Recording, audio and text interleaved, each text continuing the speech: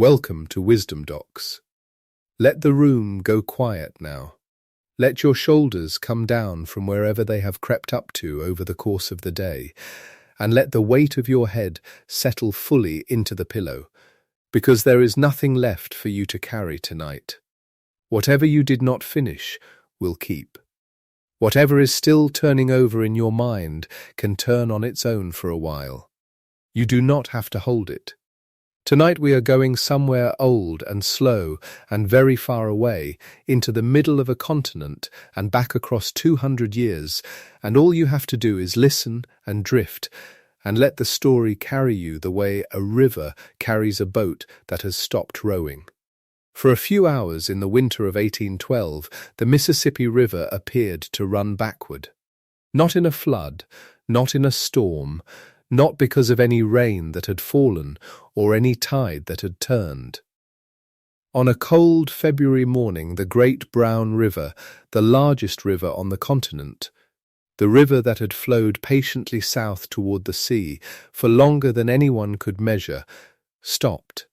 And then, for a little while, in front of the eyes of the men who happened to be on it, it seemed to climb back the way it had come. It ran upstream, it rose against itself, and folded and surged and threw its boats around, and it did something that water is not supposed to do. It climbed a waterfall that had not existed the day before. Picture that for a moment, slowly, the way you might picture something in the last drowsy minutes before sleep. A river you have known your whole life, wide and flat and calm, the kind of water that moves so evenly you can barely tell it is moving at all. And then, one morning, the ground beneath one stretch of that river lifts. Not the water, the ground. The riverbed itself, the floor of the channel, heaves upward along a hidden line, and a low ledge of rock and earth rises straight up through the middle of the flow, and suddenly the smooth water is falling over an edge where a moment ago there was no edge. A waterfall, brand new, made in an instant, right across the width of the Mississippi. And the water coming down from upstream, meeting that sudden wall, has nowhere to go. So it backs up. It ponds behind the new ledge. It piles higher and higher, and then it surges over in great standing waves, and to a boatman sitting in the middle of it, half frozen, terrified, watching the shoreline slide past him in the wrong direction, it looks for all the world like the river has decided, after 10,000 years, to turn around and go home.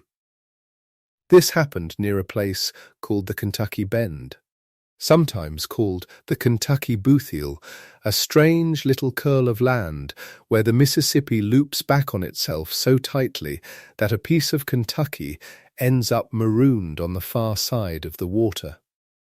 And along a line that geologists would one day name the Reelfoot Fault, the earth lifted. That is what made the waterfall. That is what made the river run backward. It was not sorcery. It was not the end of the world, though it must have felt like it. It was hydraulics and stone. A block of the riverbed was shoved upward by the force of an earthquake, several feet in a matter of seconds, and the river simply did what water does when you put a wall in front of it. It rose, and it fought, and it spilled, and then, after a few hours, once it had found its way over and around the new obstruction, it settled back into flowing south again, as if nothing had happened at all. Hours, not magic. That is worth holding on to as we go, because so many retellings of this night stop at the picture of the backward river and let it stand there glowing like a ghost story, a bit of impossible frontier folklore, a tall tale told around a fire. And the truth is stranger and quieter and far more interesting than the ghost story, because the truth has a mechanism. There was a reason. There was a hidden line in the earth, and it moved, and the river answered. The magic, if you want to call it that, is not that water flowed uphill. The magic is what was buried under that riverbed, waiting, for so long that the number will not quite fit inside your head. But we are not there yet. We have all night. Let us take the long way down.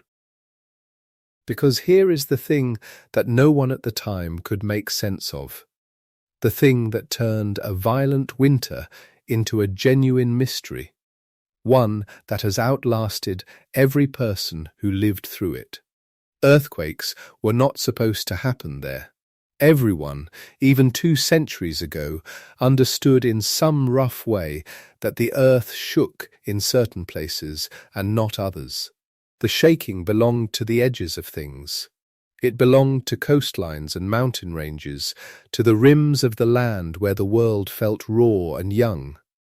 It did not belong to the flat, settled, endless middle of the country, to the farm fields and the slow rivers and the soft ground of the Mississippi Valley, which was about as far from the edge of anything as a person could get. This was the safe part. This was the still center, and the still center had just torn itself apart. So there is a small, cold puzzle sitting underneath the whole event, and it comes down to 3 simple questions that nobody who felt the ground move that winter could answer. Nobody knew who, in the sense of what force, what mechanism, what thing in the earth had done this. Nobody knew when it had begun, because whatever caused it clearly had roots far deeper and older than any human memory or record. And nobody could agree on why it had chosen this place, this quiet, unremarkable, faraway place, hundreds of miles from any coast or mountain, to unleash something so enormous. Who, when, why? A quake far from any fault. Ground that should have been the most solid ground in the country, ringing like a struck drum. It made no sense. And for a very long time it would go on making no sense. That is the thread we are going to follow tonight, gently, in no hurry at all. Not to frighten you. There is nothing here to be frightened of, not in your bed, not tonight. It is the slow kind of wonder, the kind that feels good to sink into. The kind that makes the world feel older and larger and stranger than you thought when you woke up this morning. And that largeness, oddly, is a comfortable thing to fall asleep inside. We are going to follow the mystery all the way down to its bottom, down past the river and the farm fields and the frontier towns. Down through hundreds of millions of years of buried stone to find the thing that was really there. And we are going to be honest at the end about the parts that are still not solved, the questions that even now, with all our instruments and all our science, no one can quite close. Because the honest truth is more restful than a tidy lie. You can let a real mystery stay open. You do not have to solve it before you sleep. But first, let us understand just how big this was. Because when the ground moved in the winter of 1811 and 1812, it did not move quietly, and it did not move only in that one strange bend of the river. It moved a country. The shaking from those winter earthquakes was felt across an area estimated at somewhere between 1 and 2 million square miles. Let that number stretch out slowly in the dark. 1 to 2 million square miles. That is not a region. That is not a few states. That is a large fraction of an entire continent feeling the same ground move at more or less the same time. People felt it in the frontier cabins nearby, of course, where it flung them from their beds and cracked the earth open in the yards. But they also felt it hundreds of miles away, in cities on the far side of the mountains, in towns along the eastern seaboard, in places that had no idea anything was wrong out west, in places where the people who felt their houses tremble had never heard of the little river settlement where it all began. It was, by the measure of how far it was felt, the largest earthquake event in the recorded history of the United States. Not the deadliest. Not, as it turns out, even necessarily the strongest by the raw numbers. But the most widely felt. The one that touched the most ground. The one that made the most people, over the most enormous distance, look up from whatever they were doing and wonder what on earth had just happened. And I would love, before we go any further down into it, to know where you are as you listen to this. Somewhere out there, in the dark, in a bed of your own, in a city or a small town or a quiet house, far from anything, you are lying still and letting this old story wash over you. So if you feel like it, tell me where in the world you are listening from tonight. Leave it in the comments. It is a small thing, but I read them. And there is something I find genuinely lovely about the idea of all these different places, all these far-apart rooms, sharing the same slow story at the same slow hour. And if you are new here, if you have only just tied up at these docks for the first time tonight, you are welcome to stay. Subscribe if you would like more of these, more long, calm journeys into old and strange and true things, told at exactly this pace, made for exactly this hour of the night when you want your mind to have somewhere quiet to go. That is all. That is the only thing I will ask of you all night. Now let your eyes close if they want to, and let us go back to the beginning, and take this slowly, the way it deserves to be taken. The place that gave the whole thing its name was a small settlement on the Mississippi River called New Madrid in Missouri. In those days, it sat in the vast, thinly settled territory that had only recently come under American control, a frontier outpost of a few hundred souls clinging to the west bank of the river. A place of log houses and boat landings and the endless traffic of flatboats drifting downstream toward New Orleans. It is worth saying the name the way the people who live there say it, because it is not quite the way you might expect. It is not New Madrid, with the stress falling at the end the way it does for the old Spanish capital across the ocean. It is New Madrid, with the weight landing hard on that first part, New Madrid, a plain American frontier pronunciation for a plain American frontier town. And that small town, without ever meaning to, gave its name to something enormous. It gave its name to the whole sequence of earthquakes. And it gave its name to the long, invisible wound in the earth that produced them, the zone that geologists would one day call the New Madrid seismic zone. A little river town, a few hundred people, and its name is now stamped across one of the most puzzling stretches of unstable ground on the entire planet. Here is something that surprises almost everyone when they first learn it, and it is worth slowing down for, because the popular memory of this event gets it wrong. When we say the New Madrid earthquakes, we tend to picture a single catastrophe. One great shock. One terrible morning. The night the river ran backward, as if it were all one event, one hammer blow, and then it was over. But that is not what happened. What happened was not one earthquake. It was a season of them. It was months. It was a long, grinding, exhausting winter of the earth, refusing to be still. The whole ordeal began in the small hours of the morning on December 16th, 1811. That was the opening.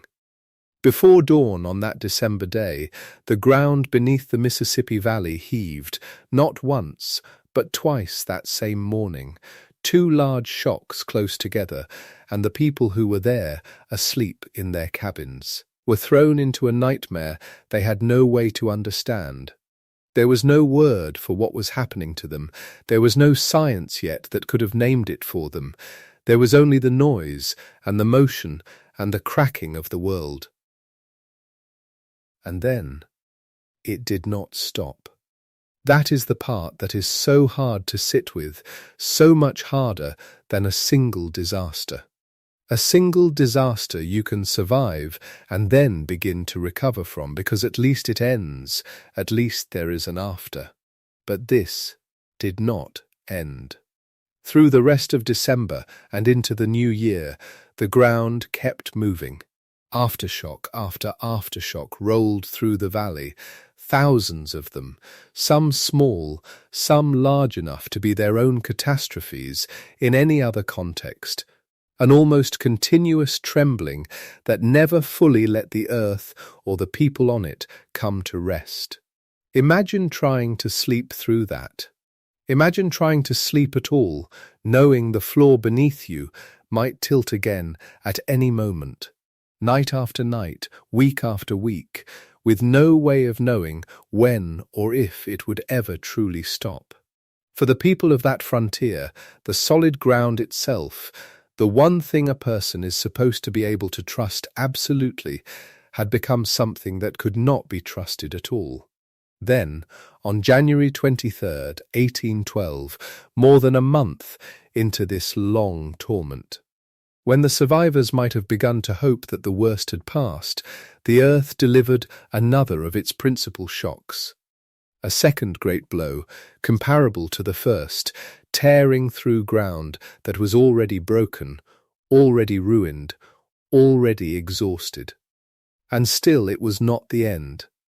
Still there were more aftershocks, more days and nights of trembling, more of that awful uncertainty stretching out ahead of them with no visible limit. And then came the largest of them all. On February 7th, 1812, nearly 2 months after the first shock in December, the greatest earthquake of the entire sequence struck. This was the one. This was the shock that lifted the riverbed near the Kentucky Bend and made the waterfall and turned the Mississippi back on itself for those few impossible hours. This was the one that reshaped the land most violently, that did the deepest and most lasting damage to the surface of the earth, the crown, if you can call it that, of a winter of horrors. 3 principal shocks, then December 16, then January 23, then the great one on February 7, and braided all through and around and between them, thousands upon thousands of aftershocks, a shaking that had begun before Christmas and would not fully subside until the spring. So set aside, if you have been carrying it, the tidy little picture of one dramatic night. What these people endured was not a night, it was a winter. It was the better part of 3 months of the ground refusing to hold still, of never quite being able to trust the floor, of tremor folding into tremor until the trembling itself became almost the normal condition of the world. And what makes it all the more remarkable, what deepens the mystery rather than solving it, is that all of this months-long convulsion, this season of a continent shaking itself, was happening in a place where, by every rule anyone understood, the earth had no business shaking at all. Because you must remember where this was. This was not a coastline. This was not the foot of a mountain range where the land is visibly young and broken and rising. This was the deep interior. This was flat river country, farm country, the soft-floored heart of the continent, ground that had lain quiet and undisturbed for as long as anyone could imagine. If you had wanted to choose the least likely place on the whole continent for a monster earthquake, you might well have chosen a spot very much like this. And yet here it was. The stillest, safest, most settled kind of ground, the kind you would build a farm on without a second thought, the kind you would raise your children on trusting completely that it would stay where it was, had spent an entire winter tearing itself to pieces. That is the puzzle at the center of everything we are going to explore tonight, and I want to plant it firmly now so that it can sit in your mind and slowly grow as you drift, because the answer to it is the real treasure buried at the bottom of this story. How could this happen here? Earthquakes belong to the edges of the world. They belong to the great seams where the enormous slabs of the Earth's outer shell grind and collide and slide past one another, the boundaries where the crust is actively being torn or crushed or shoved beneath itself. That is where the shaking lives. That is the ordinary, expected home of the earthquake. And the middle of a continent, the flat interior, hundreds and hundreds of miles from any such boundary, is supposed to be the opposite of that. It is supposed to be the calm interior of the raft, far from the churning edges. It is supposed to be safe. New Madrid was not safe. New Madrid, in the flat, quiet, faraway middle, produced a sequence of earthquakes so large and so far-reaching that it rang across an entire continent and left scars you can still walk out and touch today. And for the longest time, no one, not the terrified settlers who lived through it, not the scientists who came long after, could say with any confidence how such a thing was possible. There was no visible fault. There was no boundary. There was no mountain, no coastline, no obvious wound in the land. There was just soft farm country and a slow river, and somewhere beneath it all, something that should not have been there, something old and hidden and immensely powerful, that woke up one winter and shook a country. We will find that something before the night is through. We will go down and down, past the river and the farm fields, past the memory of the people who felt it, past even the memory of the land itself, down into stone so old it predates almost everything you would think of as ancient, and we will find the thing that was really there, the buried scar that explains it all. But there is no rush. We have hours yet, and the best part of a story like this is not arriving at the answer. It is the slow descent toward it, in the warm dark, with nothing to do but listen and sink and let the great old mystery hold you the way still water holds a boat. For now, just rest with the strangeness of it. A river that climbed a waterfall it had made itself and ran backward for a few hours one February morning. A winter of shaking that would not stop, 3 great shocks and thousands of small ones from before Christmas until the thaw. A shudder felt across 1 million or 2 million square miles, the widest felt earthquake in the country's whole recorded history. And underneath all of it, in the last place on earth anyone would expect to find it, a fault that no one could see and no one could name, in ground that everyone believed was solid, in the safe and settled heart of a continent that turned out to be neither as safe, nor as settled, nor as solid as it had ever appeared. Let that sit. Let it turn slowly over in the dark, as slowly as the river turning in its bend. There is time. There is all the time in the world. And the ground beneath that quiet valley kept its secret for so very long, older than the towns, older than the river, older than nearly everything, that it can certainly keep it a little longer, just until we are ready, together, to go down and find it. Because before we go down, before we follow the fault into the deep dark where it was born, it is worth sitting a while longer up here at the surface, in the winter of it, in the world as the people of that valley knew it. And the first thing to hold on to is a name, a small and ordinary name, the kind of name you might pass on a road sign and never think of again. New Madrid, Missouri. Say it slowly. Not the way you would say the great Spanish capital, with the music of it falling on the second half of the word, but flat and plain and American, the stress landing hard and early. New Madrid, a little river town on the western bank of the Mississippi, in what was then the raw edge of the Missouri Territory, a scatter of houses and boat landings and mud. A frontier place where the maps still had blank spaces in them, and the nearest thing to a city was a rumour a long way off. That is where it started. That is the name the whole thing would carry ever after, so that 200 years later the geologists would still speak of the New Madrid seismic zone. A whole buried region of trouble named for a town that most of the people frightened by it had never heard of and would never see. And if you are lying there now, somewhere in the warm dark, letting these old names drift past you, I would love to know where in the world you are listening from tonight. It is a strange and lovely thing, this, that we can all be scattered across the whole turning earth in 100 different beds under 100 different skies and still lie here together in the same quiet story. So if you feel like it, leave a word in the comments and tell me where you are. And if you are new here and you would like more of these slow journeys into the old and buried mysteries of the world, you might think about subscribing, so the next one can find you on some other sleepless night. There is no hurry about any of it. You can do it in the morning.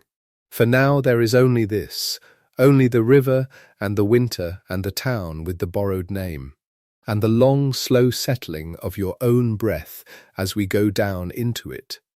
Because here is the shape of what happened, and it is not the shape most people imagine. When they picture an earthquake, they picture a single moment. One violent lurch, the ground heaving once and then going still, the way a startled animal jumps and then stands trembling.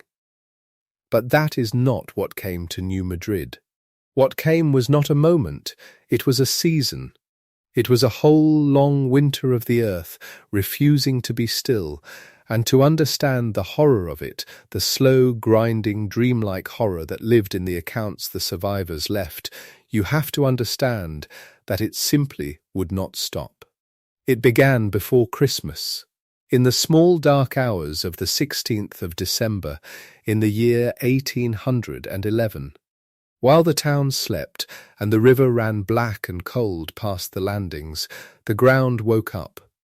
Not once, but twice that morning, two great shocks came rolling up out of the deep, close together. The second following the first before the world had even finished shaking from it. And that was only the opening.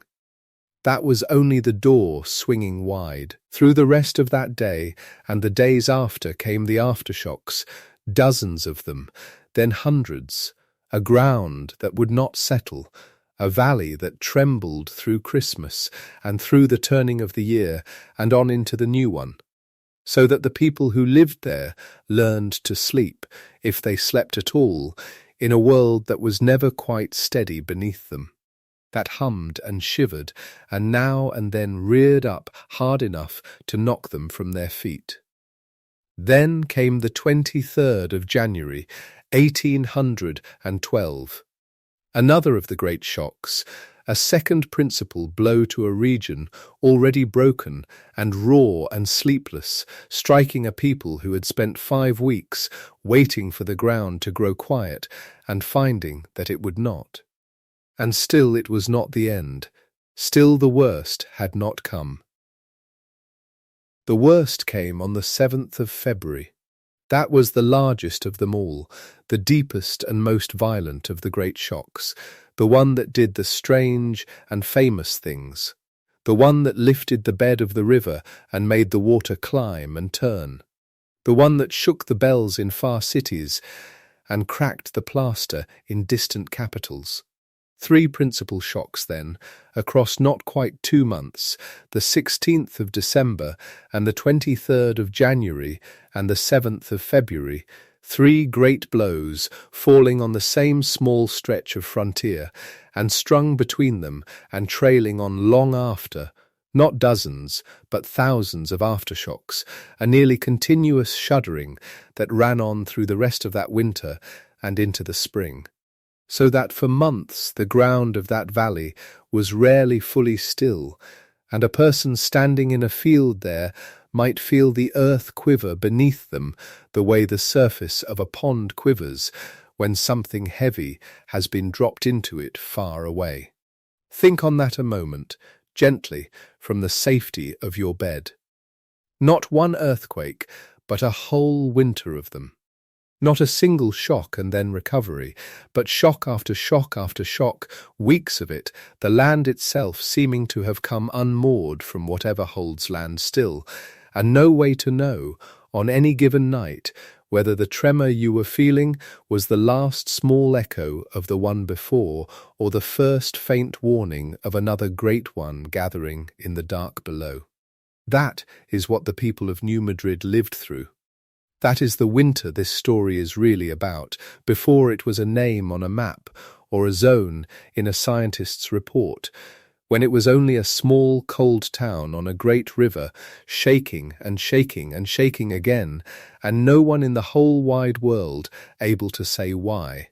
And they could not say why, because there was, so far as anyone could see, no reason for it to be there at all.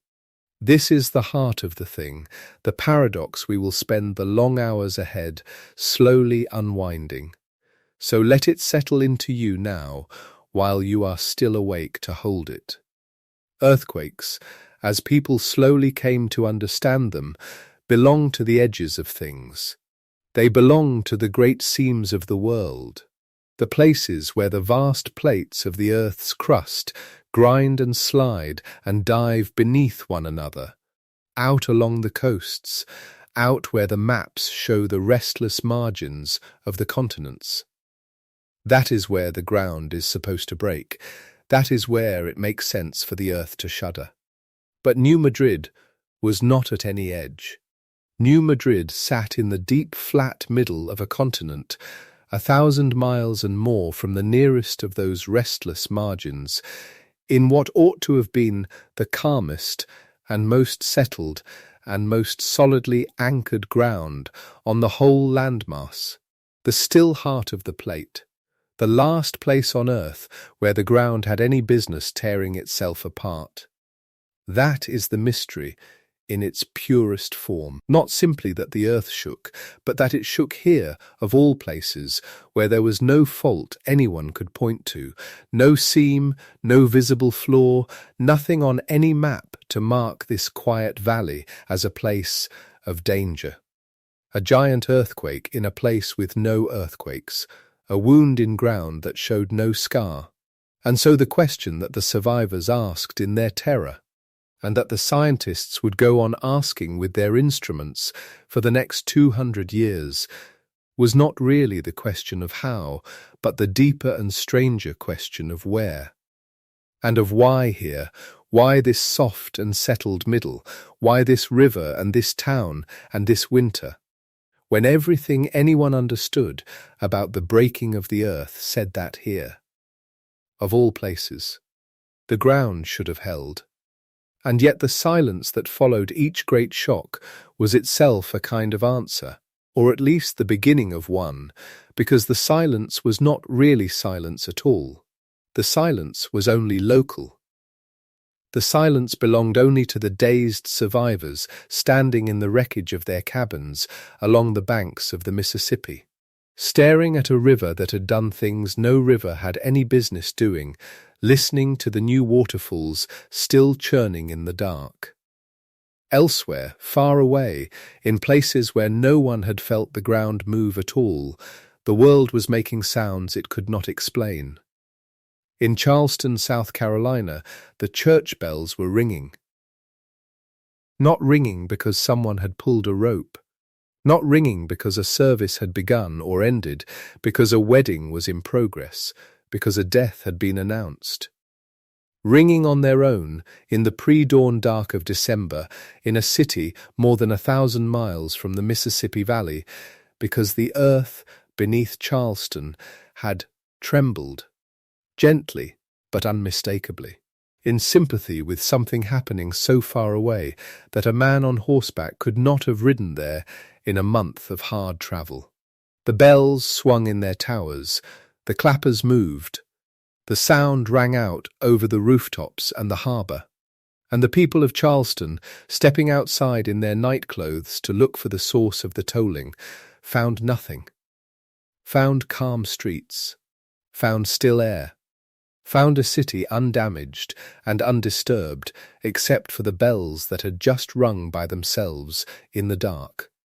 Reports like this one accumulated in the weeks and months after December 16th, 1811, as letters and newspapers and travellers slowly stitched together a picture of how widely the shaking had been felt.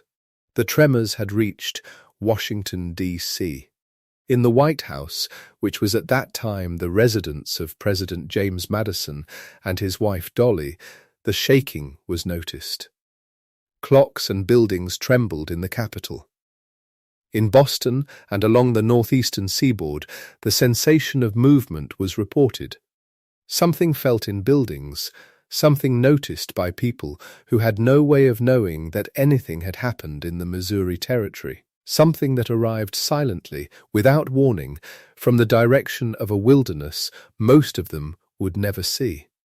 The estimates, assembled afterward from the accumulated reports, placed the total felt area of the new Madrid sequence at somewhere between 1 million and 2 million square miles. 1 to 2 million square miles of shaken earth. The largest felt area of any earthquake in recorded American history. A zone so enormous that it dwarfs the imagination of anyone who tries to hold it whole. This is where the mystery deepens in a way that the bare fact of the earthquake does not, on its own, prepare you for. Because the question of how the shaking travelled so far is a different question from the question of why the quake happened at all, and the answer to it tells you something extraordinary about the nature of the ground beneath the centre of a continent. Something that, once you understand it, makes the middle of North America feel simultaneously more ancient and more fragile than anything you might have believed before. The ground here is old. Not old in the way a mountain range is old, or old in the way that civilizations are old. Old in the way that the Precambrian basement rocks are old, hundreds of millions of years old. In some cases approaching 1 billion years, cold and dense and crystalline and utterly unlike the crust that underlies the restless western margins of the continent. The crust of the central and eastern United States has been sitting still for so long that it has cooled, compacted and hardened into something approaching, in geological terms, a single rigid mass. There are no great volcanic systems pushing heat up through it from below to keep it warm and plastic. There are no active plate boundaries shredding it into fragments along its edges. It has been, by the measures of deep time, a continent at rest. And cold, rigid, unbroken rock does something that fractured, warm, geologically active rock does not do. It transmits energy. Think of it the way a bell transmits a strike. A cracked bell does not ring clearly. The fracture absorbs the vibration, scatters it, kills it before it can travel far. But a perfect bell, cast in a single unbroken pour of metal, will ring and ring and ring, sending the note out into the air long after a lesser bell would have gone silent. The crust beneath California, the crust of the western United States, is a cracked bell. It is riddled with faults and fractures and zones of geological disruption, warm from below, shattered by 100 million years of tectonic violence into a mosaic of fragments, none of which transmits energy cleanly into the next. When a large earthquake strikes California, the energy dissipates quickly.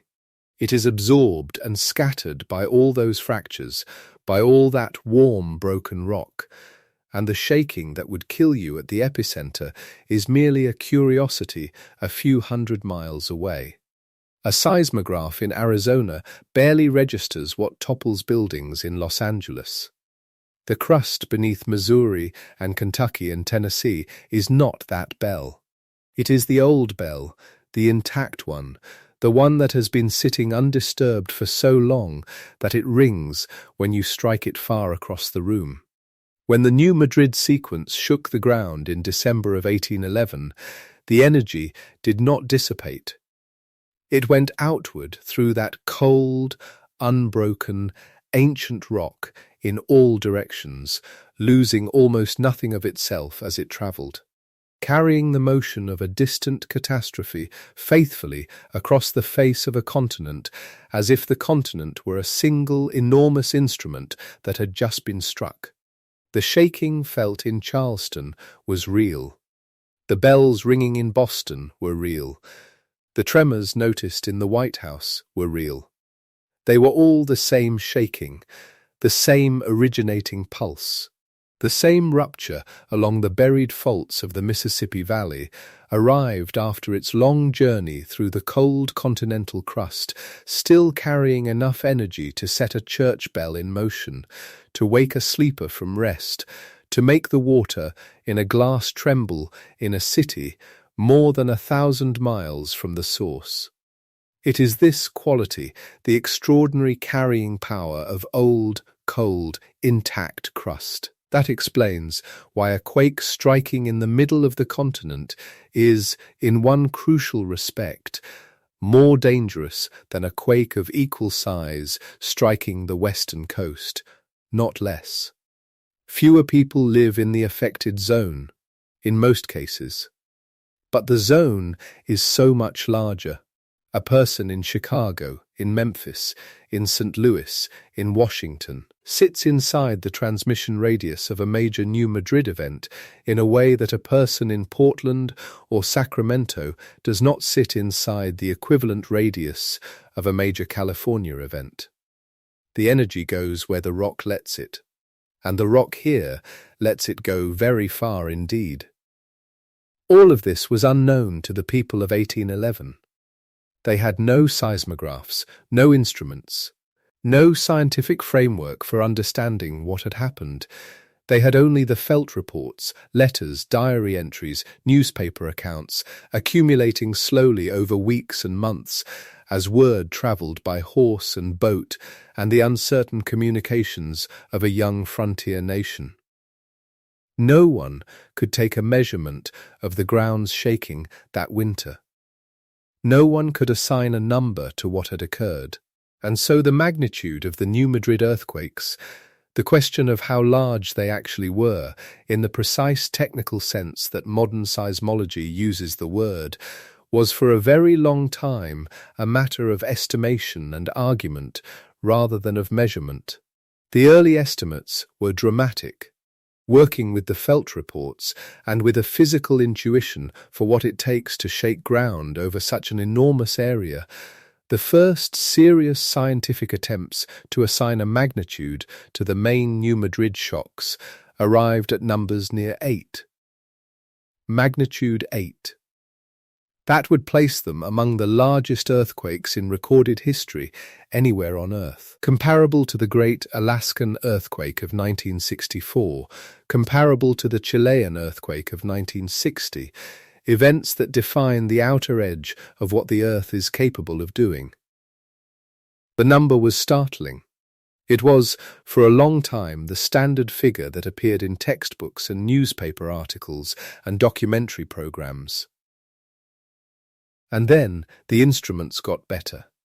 The analytical methods improved, and scientists began to look more carefully at exactly what the felt reports were really telling them.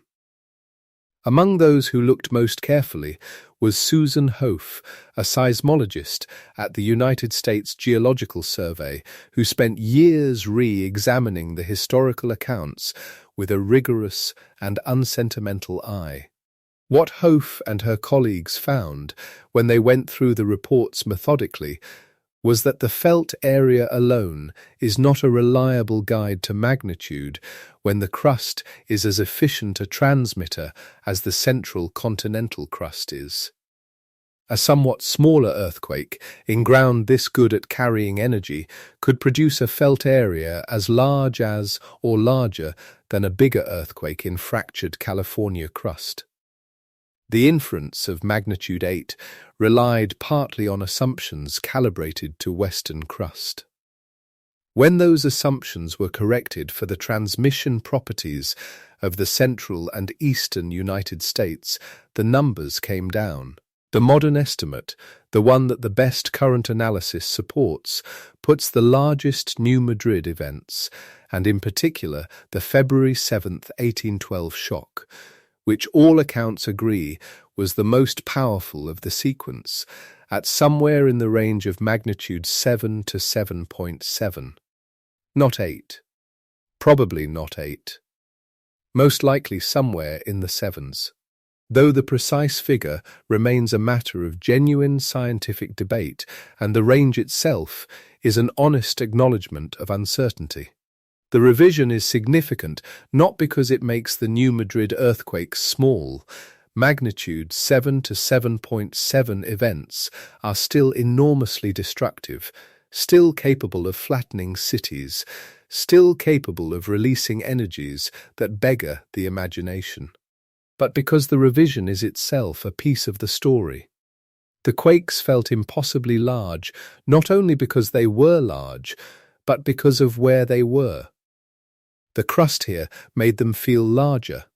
The cold, intact, ancient rock amplified and carried and transmitted the motion in a way that magnified the experience of the shaking far from the source, made church bells ring in Charleston, made the White House tremble, made the felt area so vast that the numbers written down in those first estimates could only be explained, given the tools available, by assuming the quakes were larger than they may have actually been.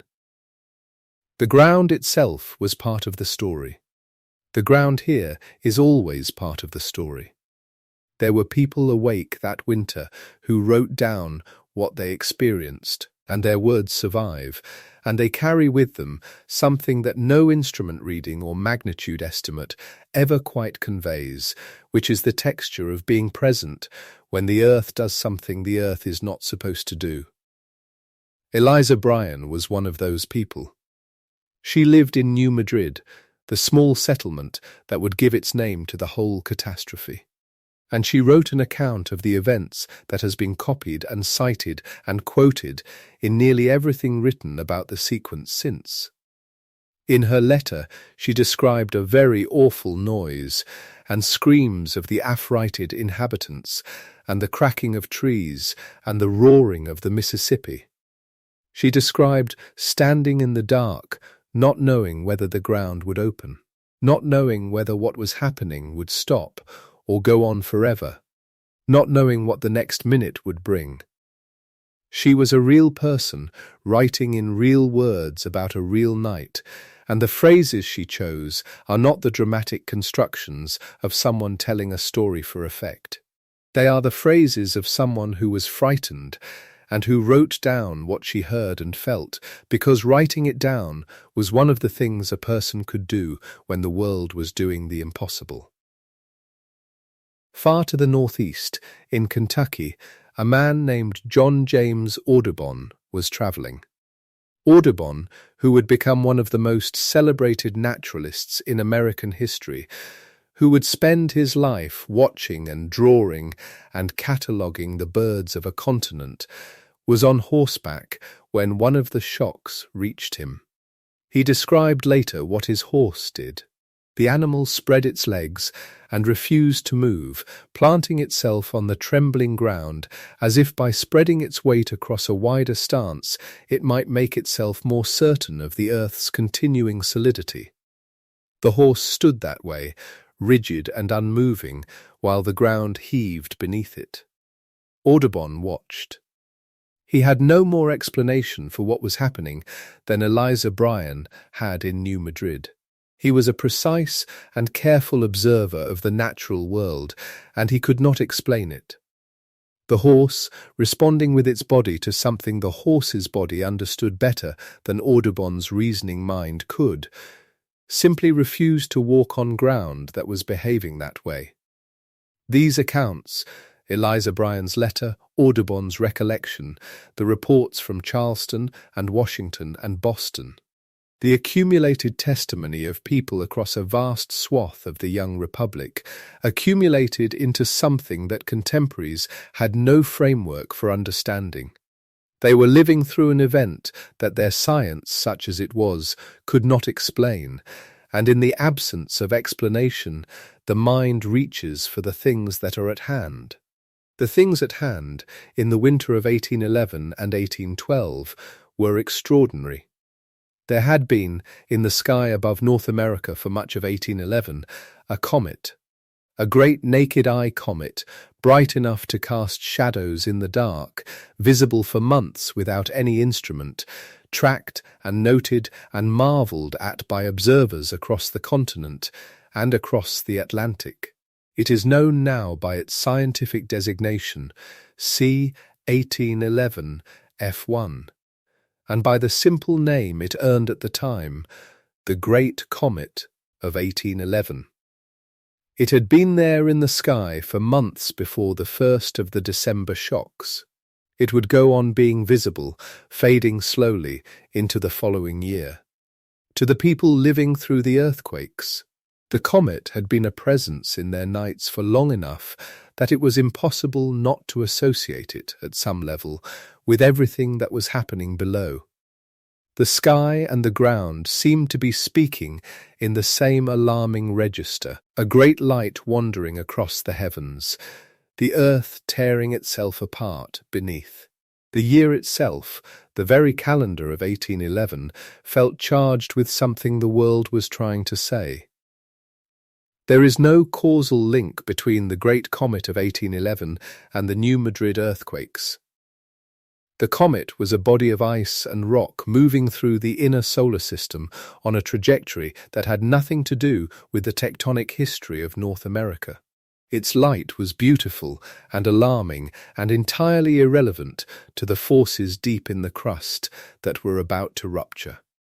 But irrelevance has never stopped the human mind from finding pattern, and the comet was there in the sky, and the ground shook, and no one who watched both could quite stop their mind from drawing a line between them. The comet was not the cause.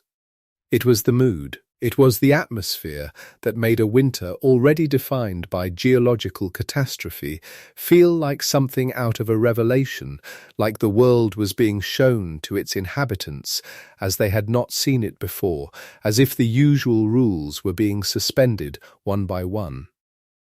And then there was Tecumseh, the Shawnee leader and military strategist whose name, in one translation, has been rendered as something like shooting star, was working in those years to forge an alliance among the native nations of the interior against the westward expansion of the United States. He travelled, he argued, he organized, he tried to build a political and military coalition large enough to resist what was coming. And tradition, legend, more precisely, the kind of story that grows and solidifies around great events and great figures in the years after those events have passed, holds that Tecumseh predicted the earthquakes, that he told the peoples he was trying to persuade that he would stamp his foot and the earth would shake, that the shaking would be the sign they needed, that the ground itself would confirm what he was telling them. The quakes came. The ground shook. The legend says the prophecy was fulfilled. Historians who have examined the record carefully treat this story with skepticism. The specific prophecy, the precise claim that Tecumseh stamped his foot and the earth answered, appears to be the kind of narrative that accretes around a compelling figure after the fact, layered on by the storytelling impulse, made more vivid and more portentous than the original event may have been. Tecumseh was a real man, an extraordinary strategist and leader, a figure of genuine historical importance in the complex and violent history of that era. The name Tecumseh, the shooting star, resonated against the comet in the sky in ways that would have made the legend, once begun, almost impossible to resist. But the earthquakes were not his prophecy answered. They were the product of forces that had been building in the crust of North America for reasons that had nothing to do with any human intention, nothing to do with the politics of 1811, nothing to do with the comet that happened to be crossing the sky at the same time. The comet and the legend are the frame that contemporaries built around the event, because they had no other frame. They are understandable. They are even moving, in the way that any human attempt to find meaning in the incomprehensible is moving. But they are not the explanation. The explanation lies much deeper than any of that, deeper than the surface of the earth, deeper than the recorded history of the continent, deeper than anything visible from the ground that winter. The explanation was written in rock 500 million years old, and it had been waiting, buried and invisible and patient, for someone with the right instruments to find it. But that part of the story belongs to a later and slower descent into the deep machinery beneath the Mississippi Valley. For now, the thing to stay with is the winter itself, and the people in it, and the ways they tried to make sense of a world that had, in a few terrible December hours, ceased to behave as they had always understood the world to behave. Because what made the New Madrid sequence genuinely terrible, what gave it a quality that goes beyond the ordinary arithmetic of disaster, beyond the tallying of structures damaged and lives disrupted, was precisely the location. The frontier settlements along the Mississippi were not in 1811 dense with population. New Madrid was a small town. The surrounding region was sparsely settled by the standards of the eastern seaboard, a fringe of the young republic's expansion into the continent's interior, inhabited by farmers and boatmen and traders, and a scattering of families trying to make something permanent in a landscape that must have felt, from the first, precarious and enormous, and not entirely tamed. These were people who had chosen the edge, who had moved toward the frontier, who had built their lives in a place where the finished comforts of the eastern cities were still far away. They were accustomed, in some sense, to difficulty. They were not accustomed to the ground itself becoming an enemy. The death toll from the sequence is genuinely unknown. The accounts that survive do not support a precise number. And the honest answer, the only historically defensible answer, is that the casualties were probably modest by the standards of later American disasters, not because the earthquakes were gentle, but because the region was so thinly settled.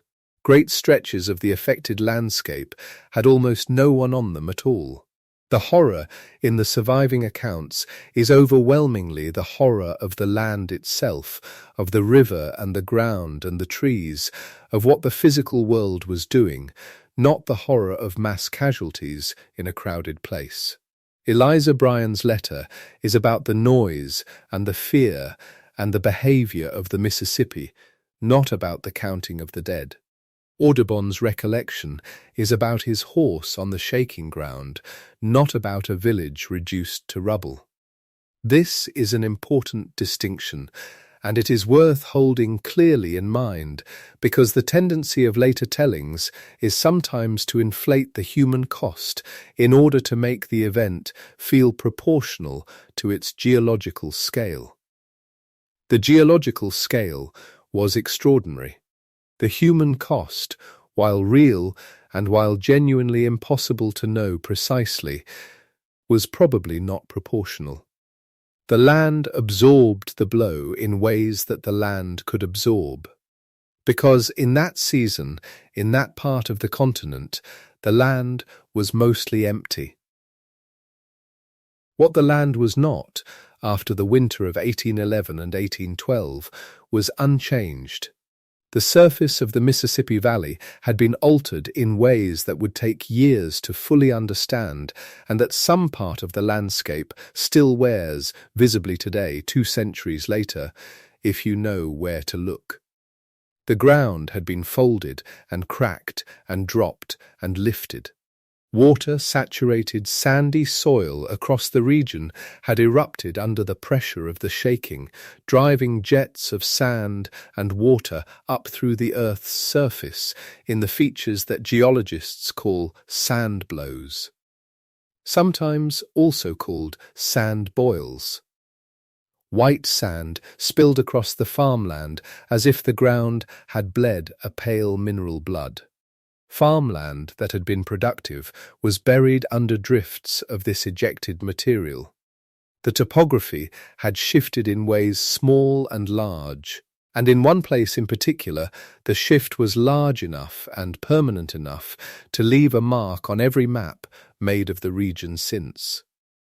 But the full telling of what the surface scars reveal, what the sand blows can be made to say about the deep history of this place, what the lake born in a single night from sunken ground still testifies to, what the buried rift beneath all of it means for the question of why, that part of the descent into this valley and what lies beneath it opens in the movement just ahead. When the story turns from what the shaking felt like and what the witnesses said and what the legends made of it, to the question that those witnesses could not answer, and that only the long patience of science would eventually begin, haltingly and incompletely, and with great honesty about what remains unknown, to address. Which is the question of the thing itself, the fault that was not supposed to exist, the scar in the rock 500 million years old, the place where the continent once tried to become 2 continents and failed, and sealed the failure over with sediment and time, and left the memory of it down in the dark, waiting, quick reminder. After years of lying awake with a racing mind, deep sleep finally became possible. Now learning comes easier, energy is real, and the mind stays sharp. Sleeping like a baby changed everything. If you want the exact system that made this possible, check the link in the pinned comments. The night of December 16th, 1811, had passed. The days and weeks that followed brought more shocks, the aftershocks arriving in a long diminishing train through the winter. The earth settling and resettling around whatever it had done, the people along the river learning to live with a ground that had lost its certainty. January 23rd, 1812, brought another principal event, large enough to re-alarm even those who had begun to accustom themselves to the rumbling. And then February 7 arrived. And February 7 was different. February 7 was, by every account, the worst of all of them. The one that moved the river most dramatically. The one that felt to those present as though the earlier shocks had been preparation rather than event. A series of tremors leading to this, to the February morning, when the ground along the Kentucky Bend uplifted and the Mississippi became briefly a thing it had never been. A thing climbing backward toward its own source, the memory of which would be carried in the stories told by the survivors and their children and their children's children for as long as the telling held. The sequence as a whole, December 16, January 23, February 7, and the thousands of smaller shocks woven through the winter around those 3 great events, had done something that no earthquake in the historical record of the United States had done before or has done since. It had shaken the ground across more than 1 million square miles. It had rung church bells in a city more than 1,000 miles away. It had set the Mississippi to behaving like a river in a dream, running the wrong way for a few hours before reasserting the usual order of things. It had dropped the land in some places and raised it in others. Permanently, it had buried fields in white sand. And it had, in the most literal physical sense, created a lake where no lake had existed before. A shallow body of water in northwestern Tennessee that would be named Reelfoot Lake, that would fill with the water of the Mississippi rushing in to fill the dropped basin, and that would still be there when anyone today looked at a map of that corner of the state. Its presence on the landscape as permanent and factual and unarguable as anything the Quakes left behind. All of this the winter of 1811 and 1812 had done. And when the shocks finally quieted, when the aftershocks grew small enough and infrequent enough that people could begin to rebuild and replant and resume the ordinary work of living, the question that remained, the question that the comet could not answer, and the legend could not answer, and the fear alone could not answer, was the question the land itself was quietly holding. Not what had happened. Roughly, imperfectly, through the accounts of Eliza Bryan and John James Audubon and hundreds of other witnesses, what had happened was known. The question was why it had happened here. In this soft, flat valley, in this supposedly settled and stable heart of the continent, where the ground had absolutely no business doing what it had done. That question would wait. It would wait through the rest of the 19th century, through the growth of cities along the Mississippi and Ohio rivers that had no idea they were building on the memory of a catastrophe, through the development of seismology as a science, through decades of instruments and measurements and slowly accumulating understanding of how the earth works and what makes it break. It would wait, patient as the buried rock beneath the valley is patient, while the science grew capable enough to begin, at last, to find the answer. And the answer, when it came, was stranger and older and in some ways more unsettling than the catastrophe itself. Because the answer was not that something had gone wrong in the winter of 1811 and 1812.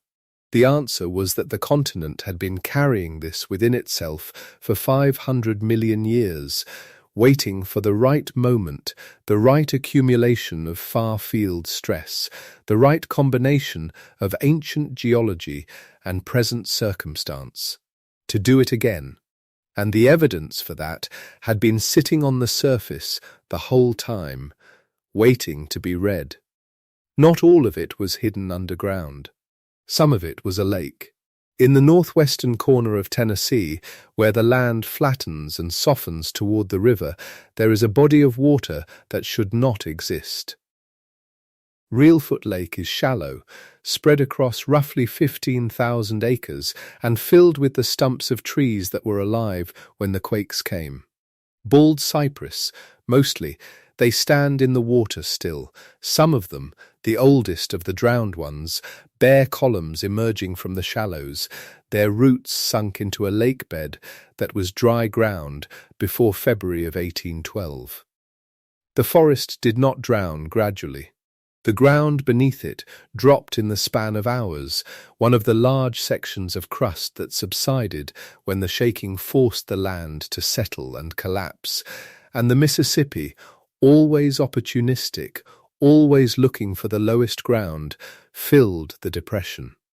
By the time the water stopped rising, the trees were standing in a lake, and there they have remained. The lake is real.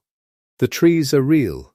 They are not dramatic in the way a waterfall is dramatic, or in the way a cracked road or a tumbled building is dramatic. They are quiet. But the quietness is itself a kind of testimony, because those stumps have been standing in that water for more than 200 years now, and every one of them is a fixed point in the record. A place where you can stand in a flat-bottomed boat on a still morning, the mist not yet burned off the water, and look at what the continent did to a forest in an ordinary winter night, and feel the age of it. The subsidence that made Reelfoot Lake was not uniform. The earth did not simply sink. It buckled and warped and lifted in some places while sinking in others, because the faults driving it were not a single clean break, but a system of old fractures responding at different rates and in different directions to the stress running through them. And where the ground rose rather than fell, it left a different kind of mark. The Reelfoot Scarp is a low ridge, visible if you know to look for it, running through the landscape near where the Kentucky bend of the Mississippi curves most dramatically. What it actually is the surface expression of a reverse fault that moved during the February 7 earthquake, the fault that caused the temporary waterfalls, the retrograde surge of the river, the standing waves that capsized boats. When a reverse fault moves, one block of crust is thrust upward over another, and if the force is great enough, and if the fault is close enough to the surface, the land itself bends upward into a low wrinkle. That wrinkle is the scarp. It is not impressive to look at. It is not a cliff face or a canyon wall, not one of the dramatic geological features that announces itself immediately. It is a gentle monocline, a place where the land rises a few meters over a short distance and then levels off again, subtle enough that you might drive across it without noticing anything unusual. But it is, in terms of what it represents geologically, extraordinary. It is one of the very few places on the surface of the Earth where an intraplate reverse fault, a fault deep inside a tectonic plate, far from any boundary, not the kind of fault that is supposed to exist, has left a legible record on the ground above it. Most intraplate faults, if they move at all, are buried too deeply, or the displacement is too small, or the erosion too relentless for the surface to preserve any trace. The Reelfoot Scarp is a rarity. It is a wrinkle in the skin of the continent that was put there in 1812 and has not entirely been smoothed away. But of all the surface evidence left by the new Madrid sequence, the most widespread, and in some ways the most eerie, is something that looks nothing like what it is. Across the bottomlands and river terraces of the region, from southeastern Missouri through the Boot Heel into Arkansas and Kentucky and northwestern Tennessee, there are patches of white sand in the fields and forests. They were already being noticed by the spring of 1812, when farmers returning to assess the damage found their fields covered in pale sandy deposits that had not been there before. In some places the sand was a few inches thick, in others it was deep enough to bury crops, to reshape the surface of the land, to render ground that had been fertile and workable into something pale and sterile and strange. The sand had come from below. The shaking of the quakes had liquefied the water, saturated sandy soils beneath the surface. Think of what happens when you tap the side of a glass of water and find sand at the bottom. The sand particles lose contact with one another. The water between them takes on the load, and for a moment the whole mixture behaves not like a solid, but like a thick liquid, and that liquefied material had been forced upward through cracks and fissures in the ground, erupting at the surface as what geologists now call sand blows or sand boils. In 1812, to the people who found them, they were simply proof of the violence. The ground had vomited its insides onto the fields. They are still there. Not as piles of loose sand, obviously. 2 centuries of rain and cultivation and plant growth have settled and consolidated and partially reclaimed most of them. But the shapes remain, detectable from the air and from the ground, pale oval patches and elongated streaks where the soil composition and the drainage and the plant communities are still subtly different from the surrounding land. There are thousands of them across the region.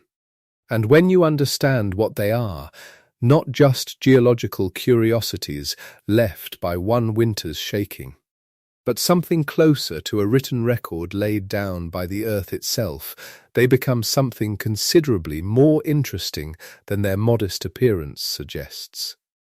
The science of reading that record is called paleoseismology.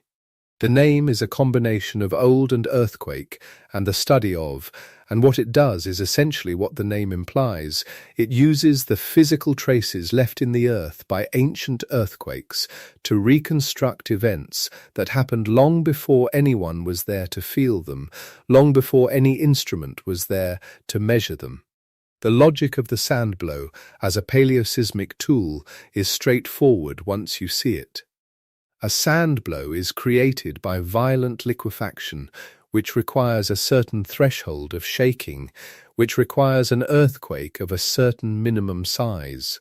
If you find a buried sand blow, one that has been covered by younger soil layers, you can date the sediment above and below it using standard techniques, including radiocarbon dating of organic material, and thereby establish when the ground shook violently enough to produce it.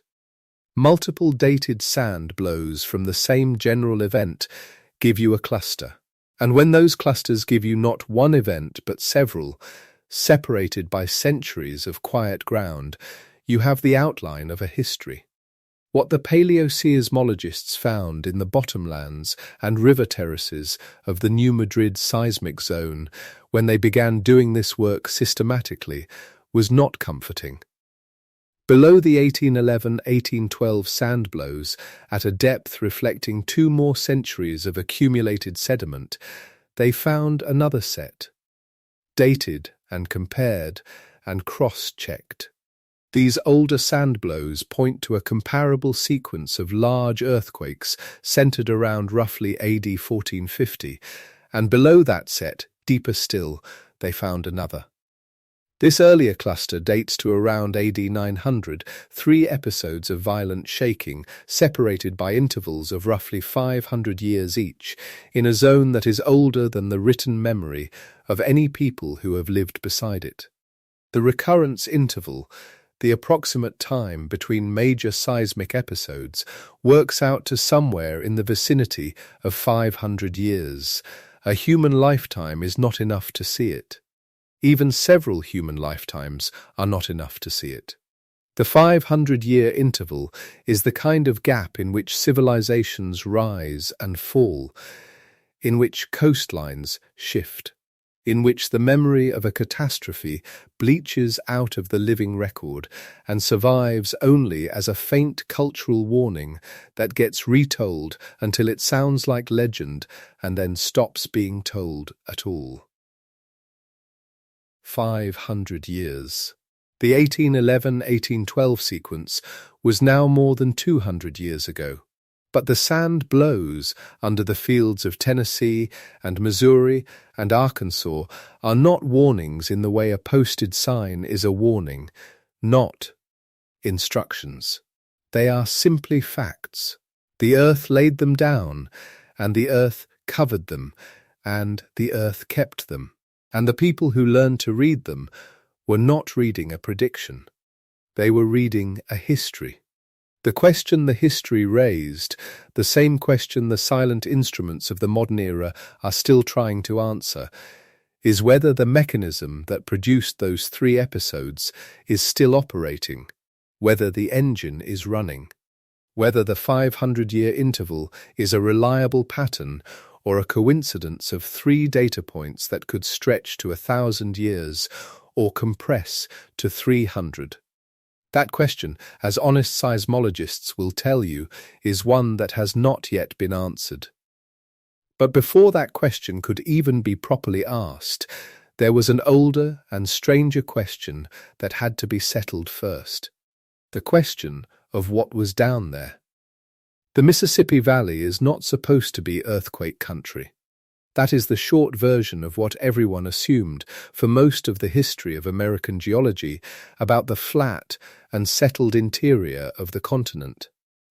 The great earthquakes of the world happen at the edges.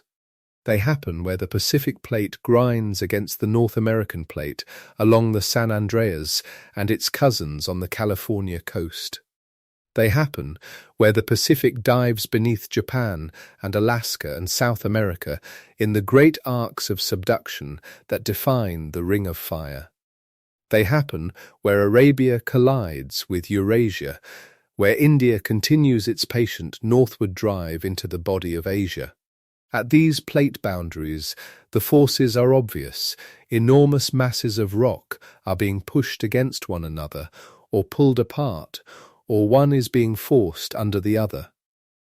The geology of it is almost visible from space in the mountain ranges and deep ocean trenches that mark where the collisions are happening.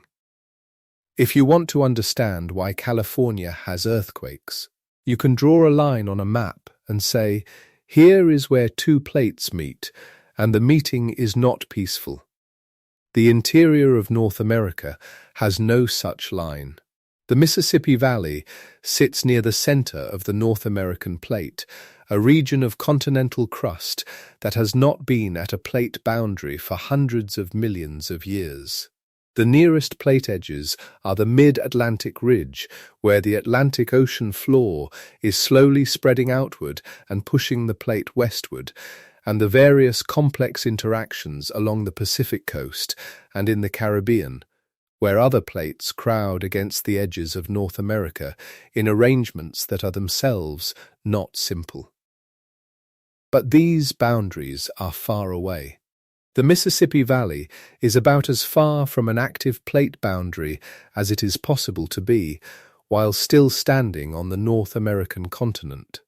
Intraplate earthquakes, the term geologists use for earthquakes that happen in the interior of a plate, away from its boundaries, are not unheard of. There are other famous examples. The 1964 Alaska earthquake, though near a plate boundary, involved intraplate complexity. There have been significant intraplate events in Australia, in Scandinavia, in the Indian subcontinent. The New Madrid sequence is simply the most dramatic historical example in North America, and in terms of the area over which shaking was felt. It stands as the largest felt area earthquake in American recorded history. But the category itself, intraplate, is the honest admission that the standard model of where earthquakes happen does not fully explain where all earthquakes happen. And the reason they are harder to explain is precisely that the forces driving them are not the obvious forces of plates colliding or spreading. They are subtler. They are transmitted. They are inherited. This is where the rock beneath the Mississippi Valley becomes the real subject. Beneath the wide, flat farmland, beneath the river's enormous alluvial deposits, beneath the thick sedimentary layers of the Mississippi Embayment, the great downward curving bowl of younger rock that fills the central and southern part of the region, there is much older crust. And that older crust is not uniform. It is not the intact, undisturbed, featureless slab that the surface appearance might suggest. It is marked, deep down, by a structure that formed when the continent was not yet the continent as we understand it today, when what would become North America was part of an older arrangement of land masses that geology has reconstructed under the name Rodinia. Rodinia was a supercontinent. The word comes from the Russian for homeland, and what it describes is the configuration of the world's continental crust in the late Precambrian era, roughly 500 million to 750 million years ago, in the depths of geological time before complex animal life had fully developed on Earth. In that era, the separate continental fragments that would eventually become the continents we know were joined together in a different arrangement, and the forces that shape planets were working on that arrangement in the way they always work. Pulling some parts apart, pushing others together. reorganizing the surface of the Earth over timescales that make human history look like a blink.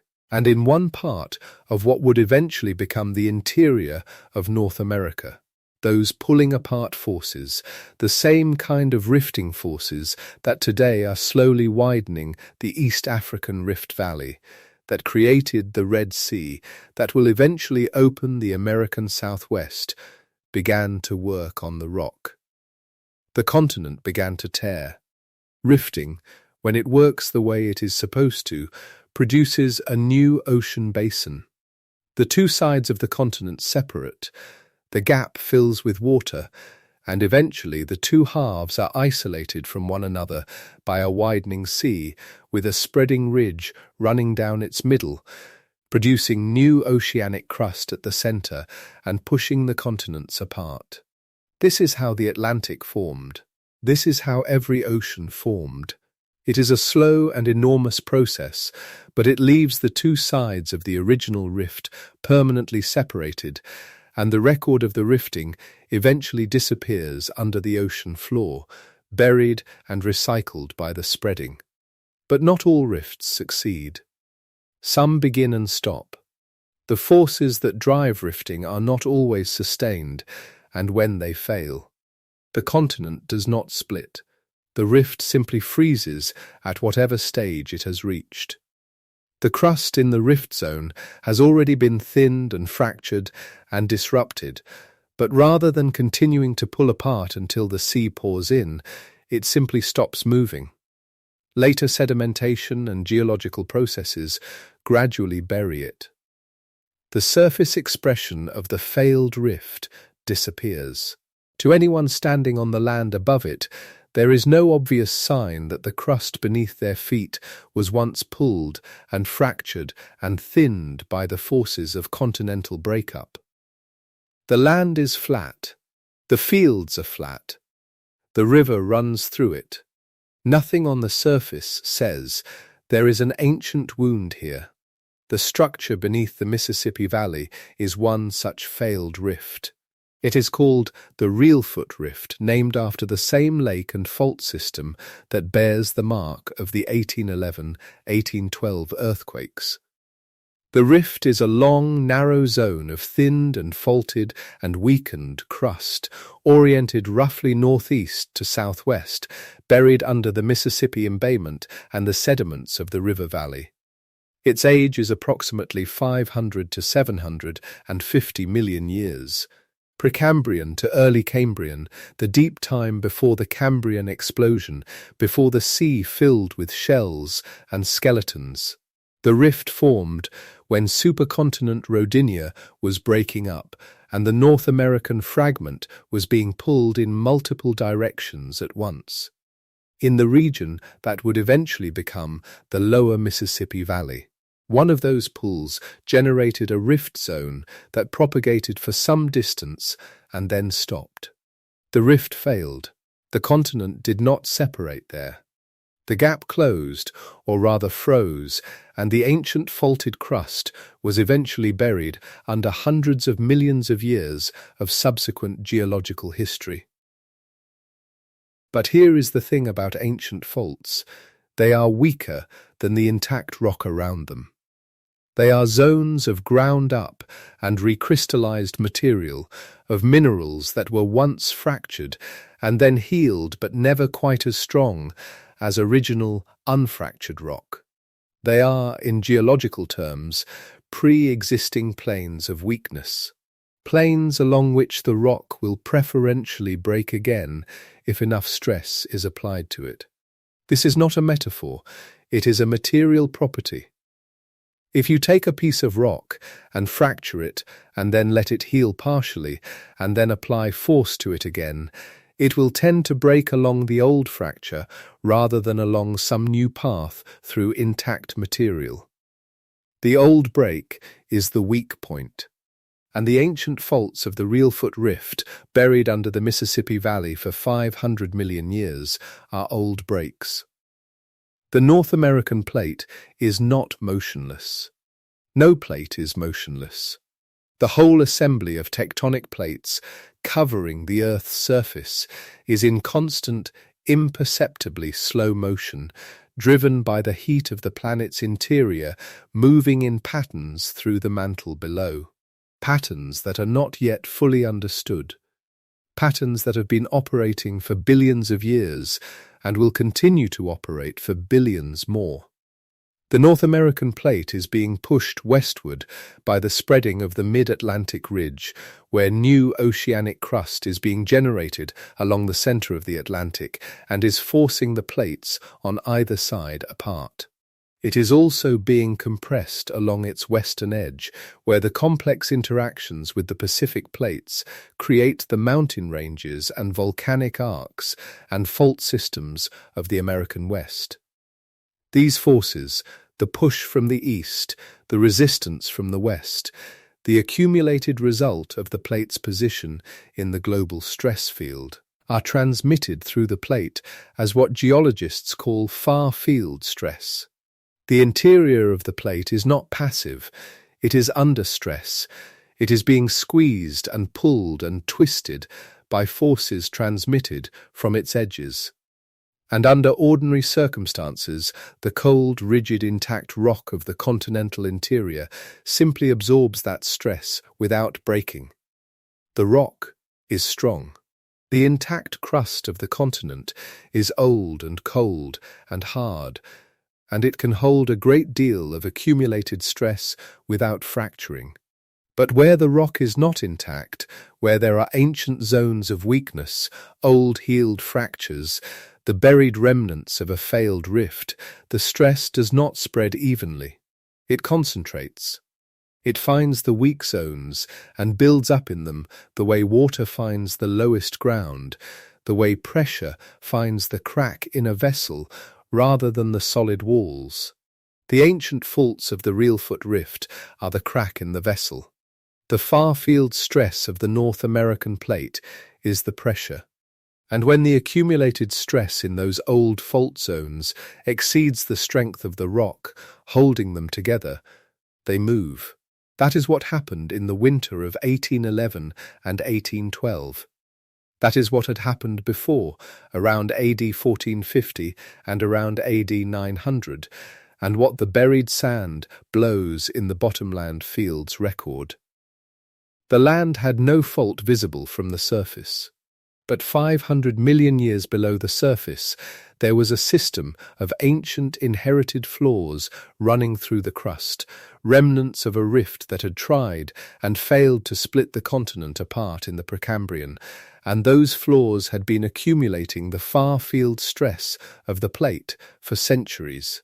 And in December of 1811, the accumulated stress finally exceeded what the old healed rock could bear. And the faults moved. The paradox resolves. There was no fault visible at the surface. There was an ancient fault invisible beneath the surface, buried under 500 million years of subsequent history, its existence deducible only from the behavior of the ground above it and the careful reading of old rock by people who had learned how to read it. The title is accurate, there is no fault, in the sense that no fault was known or visible. The title is also, in the end, slightly misleading. There is very much a fault, in the sense that a fault is what caused the earthquake. It is simply that the fault was not where anyone thought to look, because it was buried in a kind of time that most people and most scientists, for most of the history of seismology, had not thought to look into.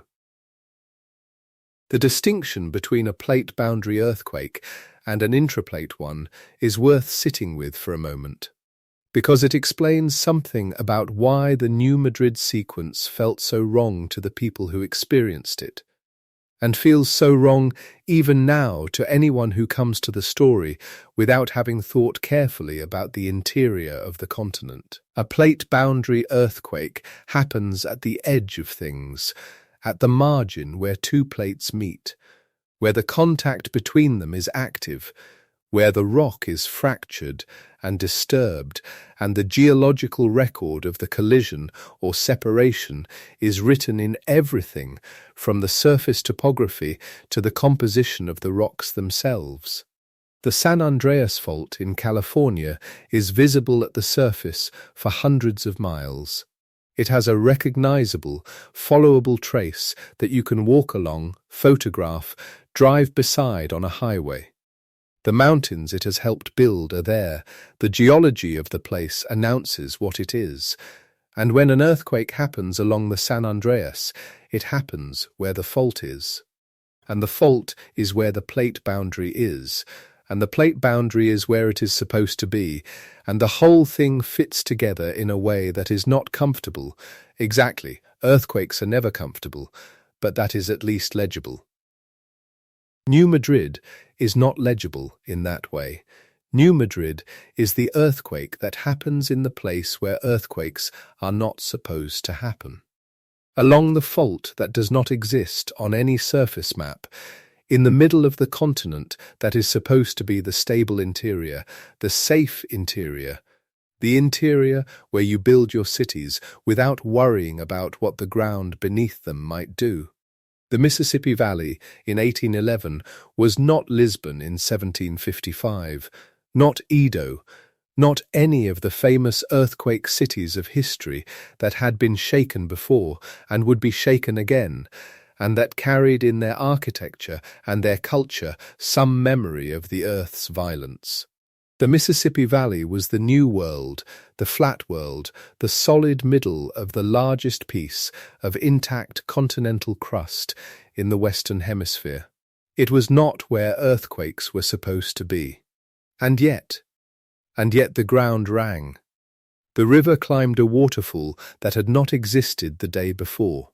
The bells rang in Charleston, 1,000 miles away, ringing in empty churches with no hands on the ropes, because the crust between the New Madrid region and the coast of South Carolina is old and cold and intact, and transmits seismic energy with an efficiency that the fractured crust of California cannot match. The same cold, rigid, unbroken quality of the rock that makes the interior feel stable is precisely what allows the shaking to travel so far, so the stability and the danger are, in a deeply unsettling way, the same thing.